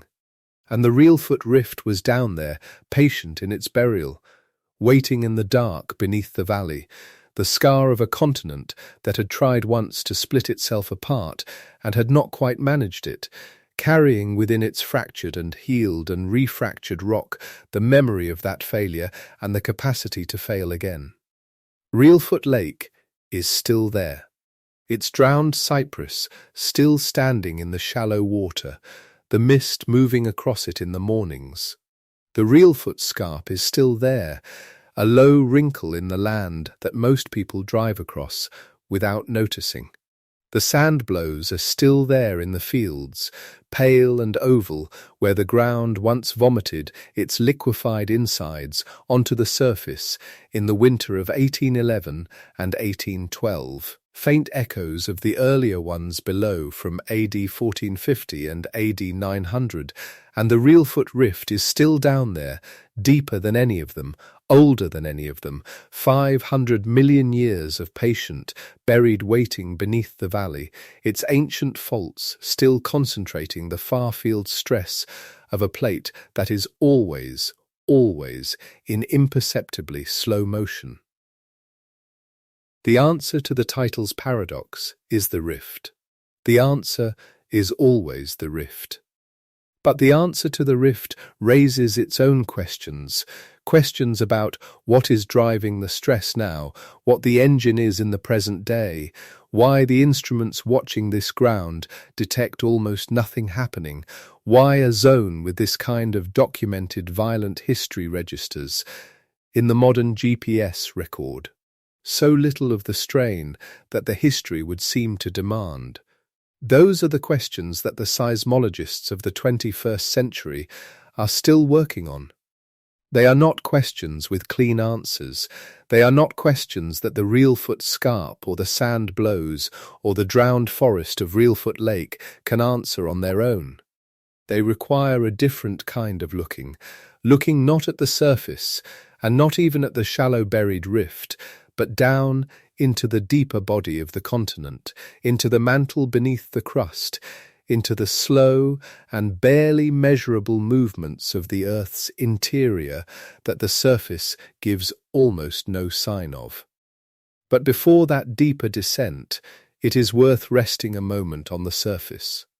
On the lake with its standing stumps, on the low ridge where the land remembers the uplift, on the pale sand patches in the winter fields, on the continent as it appears from the ground, standing in the bottomlands of Tennessee or Missouri or Arkansas on a still winter night, the air cold and the ground quiet, nothing moving, the stars clear above the flat horizon. From here it is very easy to believe that the ground is simply the ground, that it has always been here, flat and dark and patient, holding the weight of everything built on it without complaint, that the violence of 2 centuries ago was an exception, an aberration, a brief and bewildering departure from the essential steadiness of the interior. It is easy to believe that because the interior is, in human experience, steady, nothing in a human life prepares you to feel the difference between steady and merely quiescent. Nothing on the surface of the bottomlands gives you access to what is happening 500 million years below your feet, to the ancient faults accumulating stress in their old healed rock, to the far-field pressure of a plate in motion. The ground beneath you is quiet. It has been quiet for 200 years.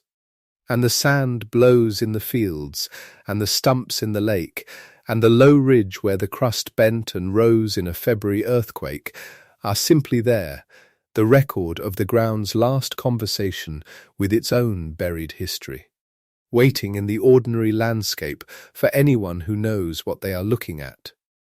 And yet the instruments watching that quiet ground have something peculiar to say. For decades now, a network of GPS receivers, devices that measure the position of the land with extraordinary patience, tracking the drift of the crust in millimeters per year, the way a careful person might track the slow lean of an old wall, has been placed across the New Madrid seismic zone and the surrounding region.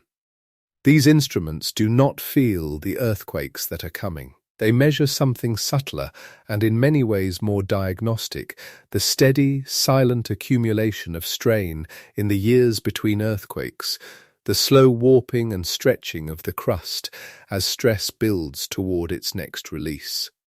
In California, along the San Andreas, the GPS network tells a legible story.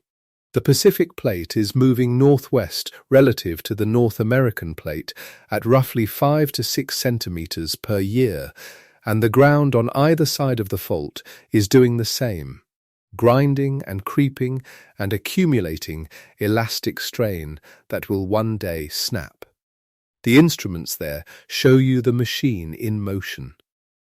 You can see it working. The numbers are clear, and the mechanism they describe is, in the broad outlines, understood. In the New Madrid zone, the numbers are something else entirely. What the GPS receivers across the central Mississippi Valley show is close to nothing. The surface of the land is not measurably straining. The crust is not visibly warping. The inherited ancient faults of the Reelfoot Rift are not detectably accumulating the elastic deformation that seismologists would expect to see in a zone that produced 3 of the largest earthquakes in American history just 2 centuries ago, and that, according to the sand blows in the fields and the carbon dates from the layers beneath them, produced events of comparable magnitude around 900 years ago, and again around 1,550 years ago before that. The recurrence interval implied by those events, roughly 500 years between great earthquakes, suggests that the zone is not extinct. And yet the instruments see almost no motion. The strain is not there. Or if it is there, it is accumulating by some mechanism subtle enough that present technology cannot find it at the surface. This is the honest, unresolved centre of the New Madrid story, and it is worth sitting with quietly, because it is not a failure of science so much as it is science working exactly as it should, acknowledging what it does not know, holding the question open, and keeping multiple explanations alive rather than forcing a premature verdict. The first possibility is simply that the zone is between pulses. One school of thought holds that intraplate seismic zones like New Madrid do not behave like plate boundary faults, which are driven by continuous, ongoing plate motion and therefore accumulate strain more or less continuously. Instead, they may go through long episodic cycles, periods of activity lasting thousands of years, during which large earthquakes recur at recognizable intervals, separated by longer periods of near-total quiescence, during which strain accumulates so slowly that modern instruments cannot detect it, or perhaps does not accumulate at all in the way the plate boundary model would predict. On this view, the New Madrid zone may simply be in one phase of a very long cycle, and the GPS instruments are arriving at a moment of relative stillness. The question of when the next active phase might begin, or whether the current one is still ongoing despite the low surface strain, remains genuinely open. Scientists do not agree on the answer. The second possibility is stranger, and in its way, more unsettling. In the deep interior of the Earth beneath the New Madrid region, geophysicists have proposed the existence of a dense body of rock descending slowly through the mantle, a remnant of ancient oceanic crust or some other compositionally distinct block, heavier than the material surrounding it and therefore sinking, the way a dense object sinks through a very slow-moving fluid. The mantle, though it behaves as solid rock on the timescale of an earthquake, flows plastically over the immense timescales of geology, and a dense body descending through it would exert a kind of gravitational pull on the overlying crust. A slow, subtle downward tug that alters the stress field in the brittle rock above and concentrates that stress on the pre-weakened faults of the Reelfoot Rift. Research associated with scientists including Yuan and Chen has explored this hypothesis, finding in the seismic imaging of the mantle evidence consistent with just such a body beneath the region. If this is correct, the engine driving New Madrid earthquakes is not lateral plate motion at all, but a vertical process deep in the Earth, something falling slowly in the planet's interior, dragging the overlying crust into stress configurations that eventually release in great earthquakes at the surface, far above and millions of years removed from the original rifting event that left the inherited faults in place. It is a hypothesis, not a settled conclusion. The imaging is suggestive, the mechanism is plausible, the confirmation is not yet in hand. But it represents the kind of unexpected depth this landscape contains, the possibility that what shook the Mississippi Valley in the winter of 1811 and 1812 was set in motion not by the collision of two plates at some distant boundary, but by something falling silently and very slowly in the dark interior of a continent. The third possibility reaches back even further to the last ice age and the slow recovery of the land since. At the peak of the last glaciation, enormous sheets of ice covered much of North America, in places more than a kilometre thick, in places several kilometres, their weight pressing the underlying crust down into the mantle the way a hand presses into a deep mattress. When the ice retreated roughly 10,000 to 15,000 years ago, that weight lifted, and the crust began a slow rebound, a process called isostatic adjustment or post-glacial rebound, rising gradually back toward a new equilibrium. This process is not instantaneous. It takes tens of thousands of years. Across Scandinavia and Canada, where the ice was thickest, the crust is still measurably rising today, centuries after the last glaciers melted. In the central United States, the ice was thinner and more peripheral, but the unloading of the crust was still real, and the slow redistribution of stress as the land rose and adjusted may have contributed over millennia to the reactivation of the ancient Reelfoot Rift faults. The timing is suggestive in a broad sense. The New Madrid zone's documented prehistoric earthquakes fall within the post-glacial period, though the precise connection between ice retreat and earthquake recurrence in this region is debated and difficult to test. And then there is the river itself. The Mississippi, flowing for millions of years over the Mississippi Embayment, has carried an almost unimaginable volume of sediment from the interior of the continent to the Gulf, and in doing so has continuously eroded material from the landscape, slowly and incrementally unloading the crust in the region. As mass is removed from the surface, the stress state of the rock below shifts in ways that are subtle but real, the same principle on a vast and slow scale, by which removing the weight of a glacier allows the crust to rebound. Whether the Mississippi's erosional unloading contributes meaningfully to the stress on the Reelfoot Rift faults is considered a minor and speculative factor by most seismologists, a possible contributor at the margins of the accounting rather than a driving force. But it is part of the honest picture of how many quiet processes, operating over timescales that make human history look like the blink of an eye, conspire to set the stage for earthquakes in places that look, from the surface, like they have no business shaking at all. None of these explanations is yet definitive. The low-strain paradox, the gap between what the paleoseismic record says should be happening and what the GP's instruments can find, remains one of the genuinely unresolved problems of intraplate seismology. And the New Madrid zone is its most studied and most important instance. Scientists continue to gather data to refine the images of the deep crust and mantle, to extend the paleoseismic record back further into prehistoric time.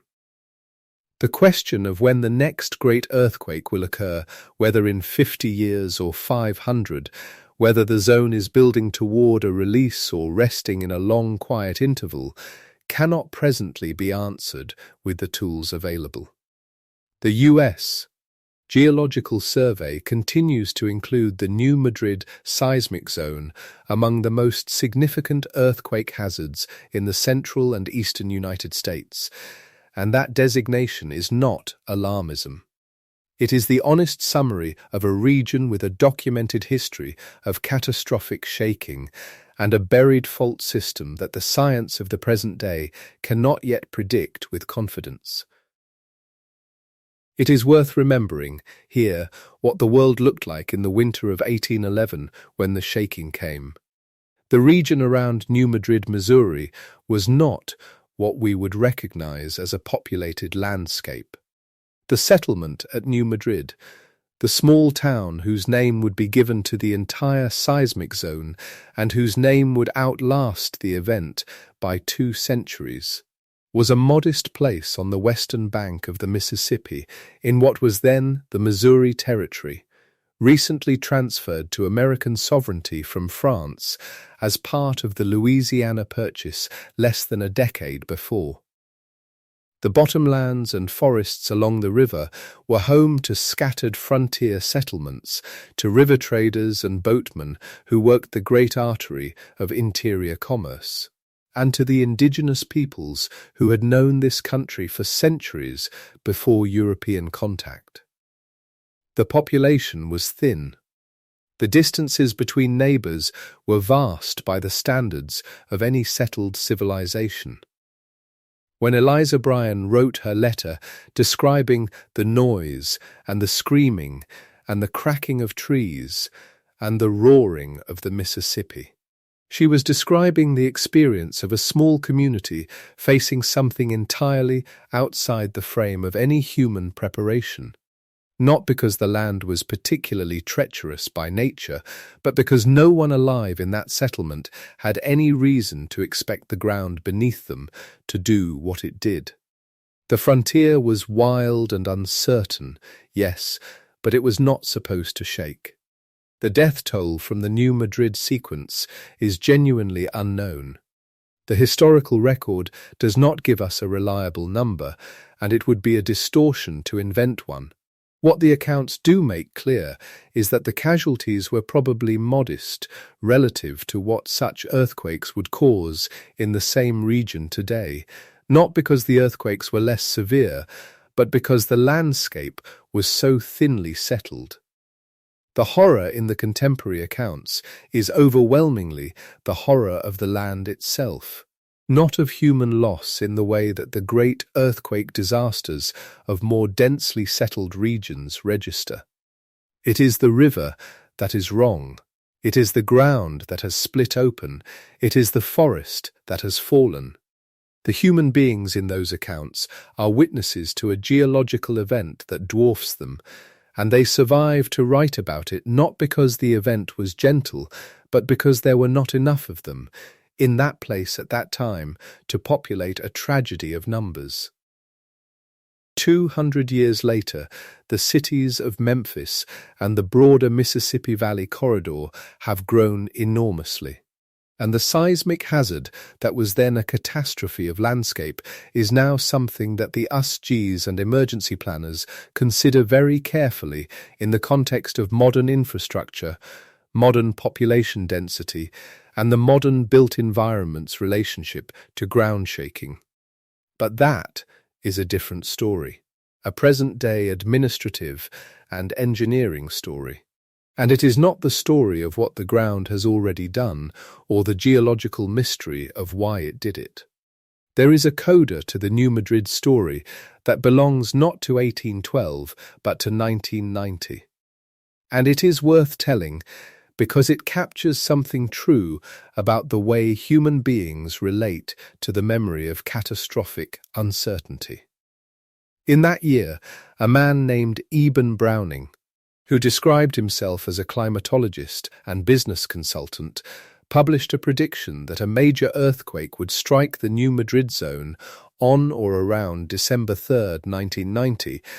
His method relied on the influence of tidal forces, the pull of the sun and moon on the Earth's crust, which he argued would trigger the release of accumulated stress on certain dates. The scientific community did not regard the method as credible. Seismologists were almost uniformly skeptical. The tidal stresses on the crust are real, but are far too small to trigger earthquakes in any predictable, scheduled way, and earthquake prediction of the kind Browning proposed, naming a specific date for a specific region, has no established scientific basis even now, decades later. But the prediction spread. Schools in Missouri and Arkansas and surrounding states closed on December 3, 1990. Residents prepared. News crews assembled. The date came, and nothing happened. The ground in the New Madrid zone was quiet on December 3, 1990, exactly as it has been quiet for the 2 centuries since the last great sequence. The Browning episode is not a story about foolishness. It is a story about memory and anxiety and the particular kind of unease that an unresolved threat generates in the people who live within its radius. The New Madrid zone sits beneath a region where people go about their daily lives, and most of them go about those lives without thinking about the buried rift beneath their feet, or the sand blows in the fields an hour's drive from the city. But the memory persists in some form, in the historical record, in the way the region's emergency management culture differs subtly from that of other interior states, in the occasional news story that surfaces when a small tremor is felt. And when a prediction appeared, however unsound its method, it found purchase in a population that knew, at some level, that the ground here has surprised people before. The instinct that reached for the prediction was the same instinct that Eliza Bryan's letter demonstrates, the recognition that the land, which appears so settled and so permanent, has within living historical memory behaved in a way that defied everything ordinary about it. Browning was wrong about the date. He was wrong about the method. But the underlying awareness his prediction exploited, that the new Madrid zone is not finished with its history, is not wrong at all. Only the timing is unknowable. And the honest acknowledgement that the timing is unknowable is the closest science can come, at present, to the truth. And so the picture that assembles itself, slowly, from all of this. From the river that climbed its own new waterfall for a few hours in February of 1812, from the church bells ringing in Charleston without any human hand to pull their ropes, from the pale sandfields and the drowned cypress stumps, and the low monocline where the crust bent and rose and has been quiet ever since, is a picture that defies the simple geography of the continent. It is a picture of a place that looks, from every ordinary angle, like the safest and most settled of interiors, the flat agricultural heartland, the slow wide river, the broad sky, the deep alluvial soil. A place as far from the jagged drama of a plate boundary as the interior of a continent can be. And yet beneath it, at a depth the eye can never reach and the hand can never touch, lies a seam that is 500 million years old or more, a scar in the fabric of the continent from the time before complex life had fully established itself on this planet. From the era when the supercontinent Rodinia was tearing apart and the North American craton was finding its present shape in a world of Precambrian rock and shallow seas. The rift that opened then did not complete its work. The continent did not split. The forces that drove it apart were redirected or exhausted, and the tear healed over, buried by sediment and time, invisible to every surface survey, indistinguishable from stable bedrock to anyone who did not look deep enough or know what signatures to seek. For hundreds of millions of years it lay there, while the oceans opened and closed above it, and the continents rearranged themselves, and the great epochs of life came and went. It lay there while the dinosaurs lived and died, while the shallow Cretaceous seas covered the Mississippi Embayment, while the ice sheets advanced and retreated, while human beings first arrived in the Americas and built cultures and cities and travelled the river the buried scar would one day shake. It lay there with the patience of geology, which is not the patience of a living thing waiting for something, but simply the absence of any urgency at all, rock doing what rock does, which is to accumulate stress until the stress exceeds the strength of the material, and then to move suddenly and briefly, and then to be quiet again for as long as it takes.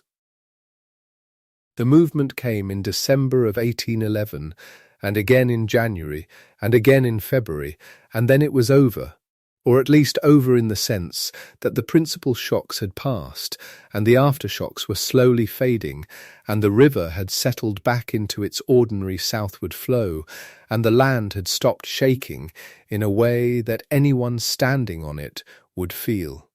The ground that had opened in sand blows closed around the erupted sand. The lake that had formed in the sunken basin filled to its present level, and its drowned trees stood in the water, patient and strange.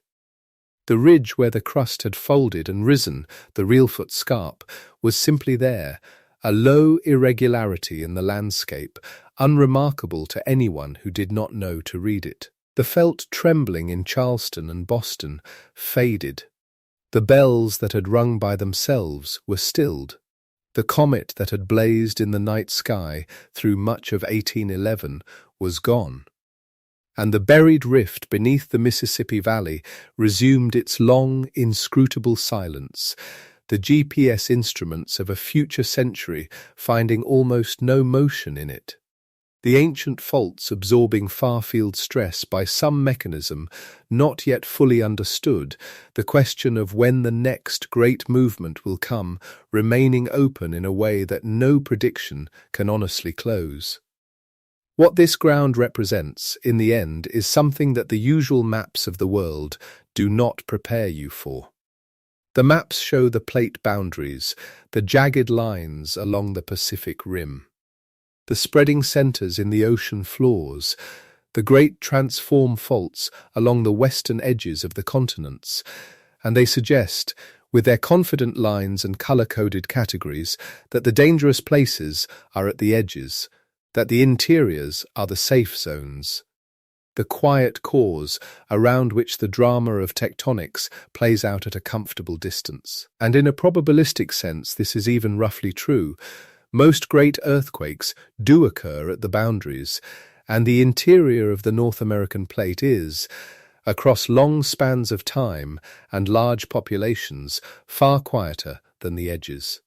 But the New Madrid zone tells you something the maps do not say plainly enough, which is that the edges are not the only place where the rock remembers older arrangements. The continent carries its history inside it. The scars of every failed rift, every ancient suture where old continents were joined and torn apart, every zone where the crust was once thinned and broken and then covered over. All of these are still there, still real, still capable under the right conditions of concentrating stress and releasing it in ways that the surface gives no hint of. The solid middle of the continent is not the geological opposite of the dangerous edge. It is simply a place where the same forces are quieter and slower and more patient, and where the record of their past behavior is buried deep enough that it takes paleoseismologists and GPS networks and seismic imaging of the mantle to read it rather than visible fault scarps and the ongoing grinding of plates that anyone can feel on a still night in California. Beneath the quiet fields of Tennessee and Missouri, beneath the brown river moving south in the dark, beneath the cypress stumps standing in the shallow water of the lake that was not there before the winter of 1811, the Reelfoot Rift is present, as it has been present for 500 million years. The ancient faults at its margins are not extinct. The stress in the crust, accumulating by some combination of processes that science has proposed but not yet confirmed. A dense body descending slowly in the mantle, the long-ago unloading of the ice, the patient subtraction of the river, continues to do whatever it is doing, invisibly, at a pace that makes even geological patience look hasty. The ground above is quiet. The instruments above show almost no motion, and the history of the zone, written in sand blows that date back to at least 900 years before the first European set foot in the Mississippi Valley, says that this is not the same as finished. The river is moving south, as it has always moved. The fields are dark, the stars above the flat interior horizon are clear and cold on a winter night, and somewhere beneath all of it, at the depth where the old rock carries its old scars, the buried machinery of the continent is doing what it does, slowly, silently, in the dark of the crust, on a timescale no human life can hold. In a language that only the broken ground and the ringing bells and the backward river have ever translated into something a person could hear. Quick reminder, after years of lying awake with a racing mind, deep sleep finally became possible. Now learning comes easier, energy is real, and the mind stays sharp. Sleeping like a baby changed everything. If you want the exact system that made this possible, check the link in the pinned comments. The river is quiet now.